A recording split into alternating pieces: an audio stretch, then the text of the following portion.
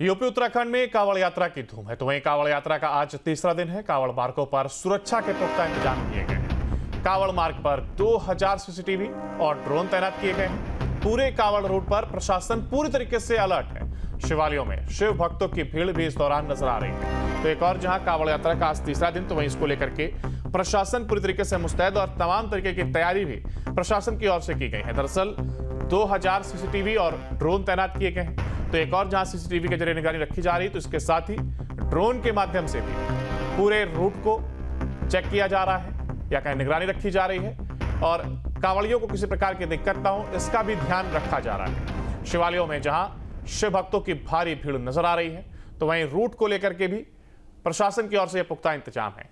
प्रशासन पूरी तरीके से यहां पर यह अलर्ट है और यूपी उत्तराखंड में कांवड़ यात्रा की एक और धूम है। तो वहीं मंदिरों में भी लगातार भारी भीड़ यहां पर पहुंच रही है। ऐसे में व्यवस्था को सुचारू रूप से बनाए रखने के लिए तमाम जो एहतियाती कदम है वो प्रशासन की ओर से उठाए जा रहे हैं और इसी के चलते 2000 सीसीटीवी और साथ ही साथ ड्रोन, इनके माध्यमों से निगरानी भी की जा रही है।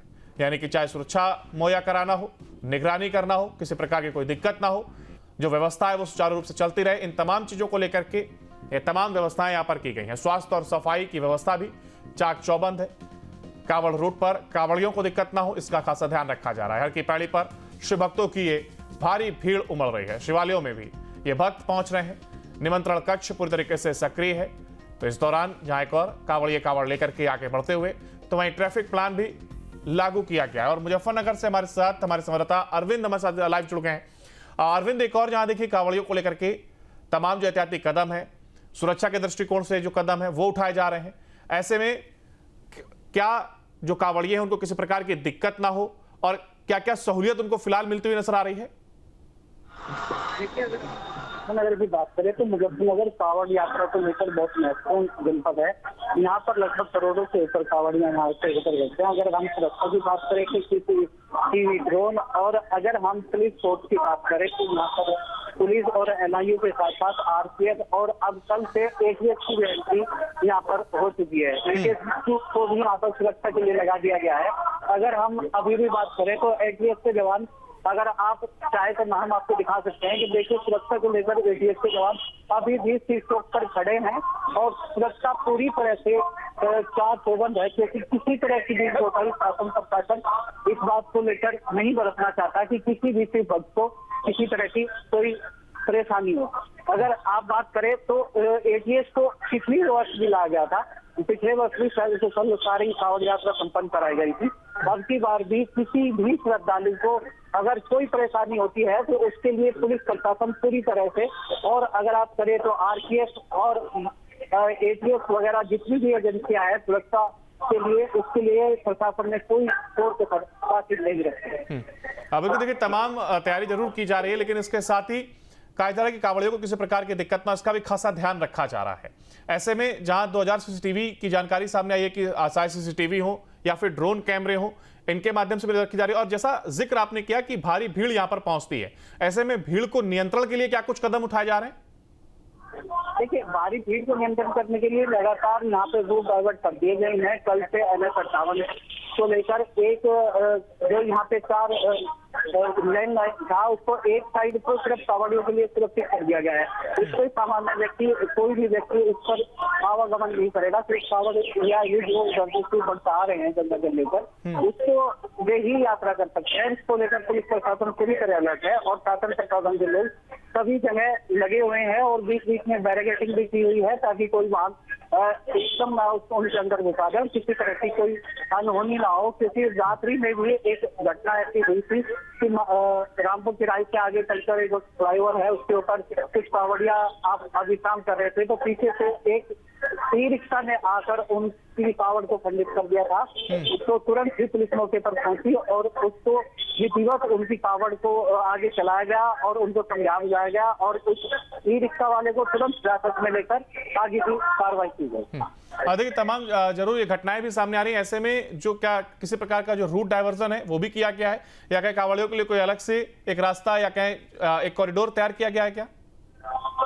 नहीं, लगातार रूट डाइवर्जन के बोर्ड लगा दिए गए हैं, क्योंकि कुछ कांवड़िया को अगर आप कहें तो नहर की पटरी से होकर भी जाया जा रहा है और जहाँ मुजफ्फरनगर में कंट्रोल रूम बनाया है और लगातार सीसीटीवी कैमरों की मदद से नजर रखी जा रही है। और फिर चौक से जहाँ पे हम खड़े हैं यहीं से एक जगह जगह बोर्ड लगा दिए गए हैं ताकि कांवड़ियों को असुविधा ना हो किसी तरह की कि कौन सा रूट कहा जा रहा है। और लगातार पेपर के माध्यम से सोशल मीडिया के माध्यम से लोगों को अवेयर कर दिया गया है कि अब ये आमजन के लिए रूट नहीं है, ये सिर्फ कांवड़ियों के लिए प्रतिबंधित कर दिया गया है, आम आदमी उससे नहीं जा सकता। चलिए बिल्कुल आप बने रहिएगा हमारे साथ, आपसे आगे भी अपडेट लेंगे। फिलहाल देखिए जहां एक और सावन का आज तीसरा दिन और ऐसे में कांवड़ियों को लेकर के तमाम तरीके की सुविधाएं और इसके साथ ही साथ सुरक्षा भी उनको मुहैया कराई जा रही है।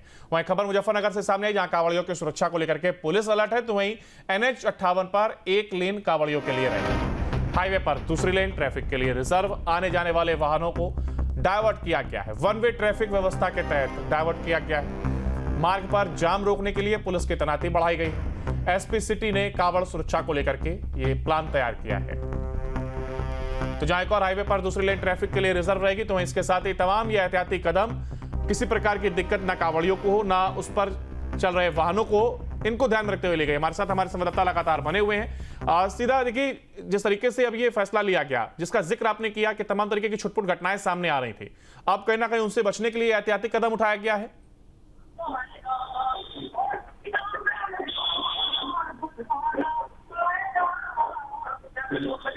मेरी आवाज आप तक पहुंच रही है अरविंद? जी हाँ, आपकी आवाज में सर जी मैं आपको बता दूं कि हाँ इस चीज के लिए पूरी तरह से अवेयर है, क्योंकि पिछले दिनों जो यशवीर महाराज ने खाने को लेकर भी अभियान चलाया था, तो पुलिस प्रशासन ने उनको सचेत कर दिया है कि इसका अधिकार खाद्य विभाग को है। उस चीज को लेकर भी खाद्य विभाग लगातार यहाँ पे है।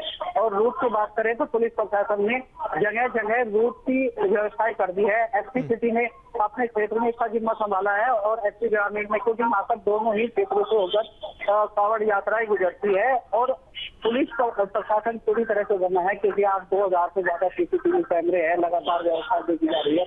और जब यहाँ के प्रशासन को लगा कि हमें किसी और की जरूरत है, तो RK ATS की मदद ली गई है।